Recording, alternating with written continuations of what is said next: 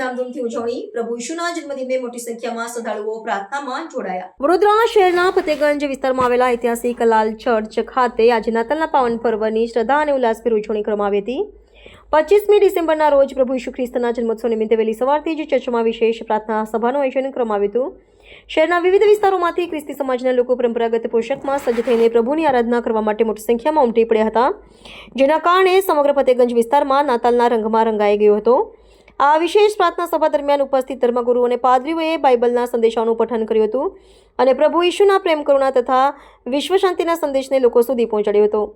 લાલ ચર્ચને રોશની અને ફૂલોથી શણગારવામાં આવ્યું હતું અને શ્રદ્ધાળુઓએ મીણબત્તી પ્રગટાવીને એકબીજાને મેરી ક્રિસમસની શુભેચ્છાઓ પાઠવી હતી. સમાજના અગ્રણીઓએ આ પ્રસંગે જણાવ્યું હતું કે પ્રભુ ઈશુનો જન્મ માનવજાતના કલ્યાણ અને પાપોની મુક્તિ માટે થયો હતો. તેના પવિત્ર ભાવ સાથે સામૂહિક પ્રાર્થના કરવામાં આવી હતી. નાતાલની આ ઉજવણી માત્ર ધાર્મિક વિધિ પૂરતી સીમિત ન રહેતા સામાજિક એકતાનું પણ પ્રતીક બની હતી. ચર્ચના કમ્પાઉન્ડમાં નાતાલના કેરોલ્સ ગવાયા હતા અને ઉપસ્થિત સૌ કોઈએ ઉત્સાહભેર તેમાં ભાગ લીધો હતો. સ્થાનિક પોલીસ દ્વારા સુરક્ષા અને ટ્રાફિક વ્યવસ્થા જાળવવા માટે પણ પૂરતા બંદોબસ્ત ગોઠવવામાં આવ્યા હતા. આ પ્રસંગે શહેરના અન્ય નાગરિકોએ પણ ખ્રિસ્તી બિરાદરોને શુભેચ્છાઓ પાઠવી હતી, જે વડોદરાની કોમી એકતાનું ઉદાહરણ પૂરું પાડે છે.